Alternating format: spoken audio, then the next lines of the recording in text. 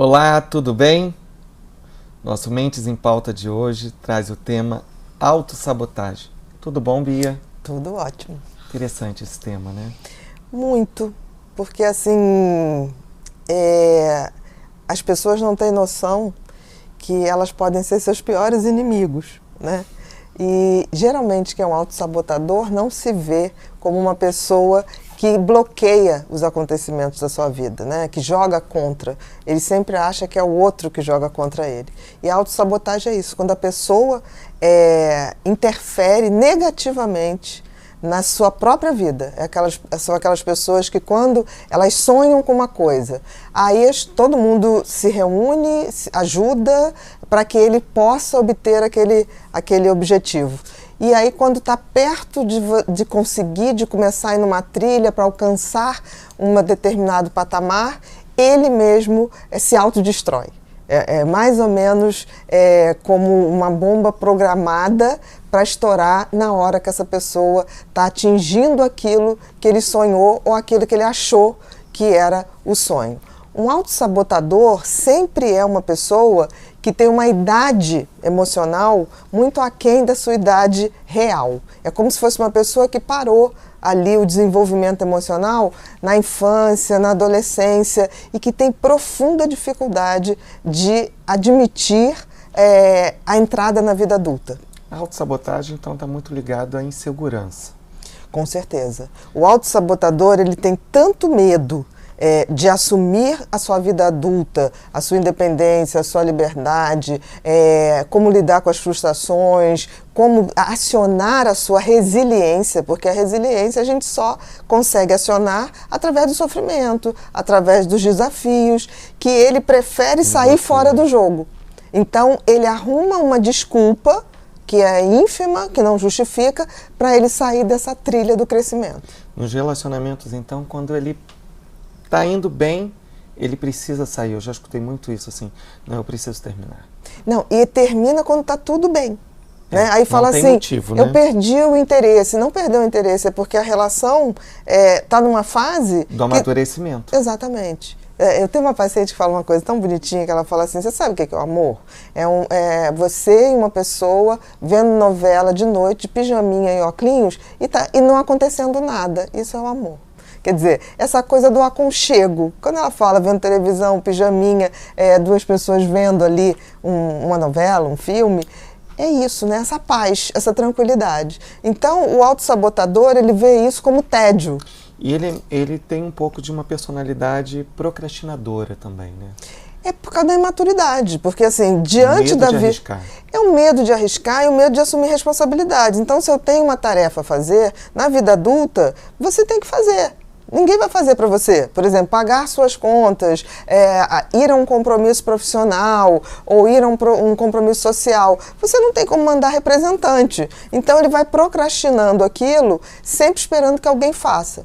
E é interessante ver que os autossabotadores atraem pessoas que muito maternais, de espírito maternal, seja homem ou mulher, no sentido que está ali para acolher. E que acaba sendo muito ruim, porque sobrecarrega essa pessoa, a relação fica como mãe e filho, ou pai e filho, ou mãe e mãe.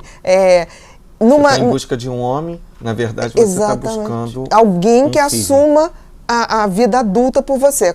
O autossabotador é quase um filho que saiu de casa, quer sair de casa, mas ele quer continuar almoçando na casa da mãe, lavando a roupa na casa da mãe, que os pais paguem as suas contas de condomínio, de IPTU. É mais ou menos isso, é a dificuldade de se tornar um adulto, de se tornar uma pessoa inteira. Porque assim, liberdade tem um preço. O autossabotador, ele não quer pagar o preço do crescimento. Ele tem tanto medo, porque um autossabotador, no fundo, é uma pessoa muito medrosa. Ele tem tanto medo do crescimento que ele prefere desistir no meio do caminho. E nisso ele vai largando tudo no meio do caminho. Né? Tem cura, Bia? Tem cura. Tem cura, sim, porque não é um erro de caráter, não é um erro de índole. O autossabotador não é... Ele pode até fazer o outro sofrer, mas porque antes o medo dele é muito maior. Mas a cura requer entrar no amadurecimento, admitir que vai entrar na vida adulta, querer sair dessa zona de conforto da infância, da adolescência, em que essas pessoas são tuteladas, né? Então, é mais ou menos uma síndrome de Peter Pan. Então, são pessoas muito bacanas em gerais, são pessoas muito animadas, inteligentíssimas, mas que têm um pavor tão grande de crescer, né, de se tornar realmente independentes, que eles acabam passando o tempo e eles ainda são aqueles adolescentes. Então, são amigos que durante um tempo a gente tem na mesma faixa etária e são muito divertidos, muito legais. Aí você deixa de ver 10 anos. Quando você encontra 10 anos, ele está na mesma situação de 10 anos atrás. Isso não quer dizer que a pessoa tenha que progredir nisso ou naquilo, mas ela tem que amadurecer, né? E amadurecer significa mudar a postura diante da vida. Porque, assim, não tem viver sem amadurecer. Se você ficar o tempo todo, como o Peter Pan, parado ali na infância e adolescência, essa pessoa vai chegar uma hora que ela vai perceber isso e vai ser tarde, porque não tem mais tempo. Então, o autossabotador, ele está sempre achando que tem muito tempo. Ele é um impostor da sua própria vida. Na realidade, ele se sente um impostor, né? Porque ele tem medo que as pessoas descubram que ele não é tão bacana quanto ele tenta se apresentar. Mas, na realidade, as pessoas descobrem porque não há uma evolução no crescimento dele. Eu não estou falando do crescimento material, eu estou falando do crescimento de postura diante a vida.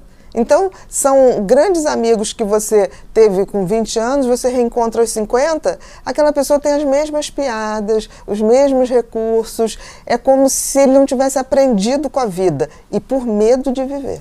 Dentro da literatura, né, da psiquiatria, do DSM-5, nós podemos colocar a palavra autossabotagem muito ligada ao transtorno de personalidade dependente. Né? Aquela pessoa que está sempre dependente do outro, a insegurança, o medo, uma característica de muita vulnerabilidade. Sim, aí que mostra que, no fundo, a grande ferida do autossabotador é o medo da vida. Então, essas pessoas, em gerais, se atraem ou buscam parceiros e parcerias, tanto profissionais quanto afetivas, principalmente afetivas, de alguém que assuma as responsabilidades por ele. E é interessante que, ao mesmo tempo que ele busca alguém que se responsabilize por ele, ele fica o tempo todo justificando o seu não amadurecimento por achar que aquela pessoa que ele está impede. Então ele começa a achar que a pessoa... Feito criança, que fica assim, eu não vou ali porque minha mãe não deixa. Eu não faço isso porque minha mãe me boicota. Eu não faço isso. Então o autossabotador, ele tem muito esse discurso de que está tudo errado na vida dele por conta dos outros. E quando na realidade é por falta de coragem para enfrentar a vida. Outra característica também é a questão dele ele não ser assertivo, né? E eu acho que a terapia, nesse ponto, pode auxiliar, ajudar um pouco nesse trabalho de assertividade, porque o autossabotador, ou essa personalidade dependente, ele tem uma dificuldade muito grande de dizer não para o outro, porque ele é muito inseguro, ele tem medo de perder. Não, ele quer agradar. Ele quer agradar. E aí ele vai tentando agradar e é impossível. Porque amadurecer é chegar e dizer não posso, não consigo. A sinceridade e aceitar que a gente tem limitações. E também tem coisas muito boas. Então ele acaba dando para o outro, entre aspas, o que ele acha que o outro quer, que não vai decepcionar, e aí de repente ele não dá mais conta daquilo, ele racha e some. E decepciona muito mais. É verdade.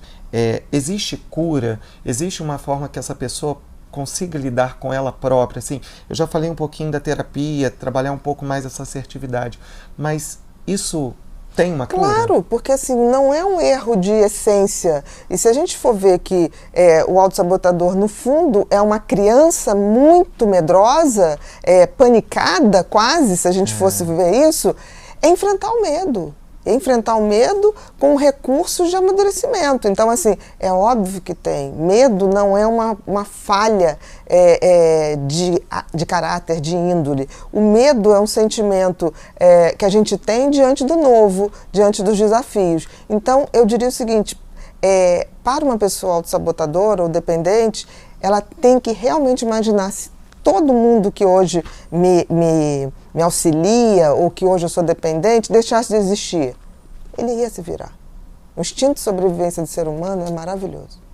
Muito obrigado, Bia.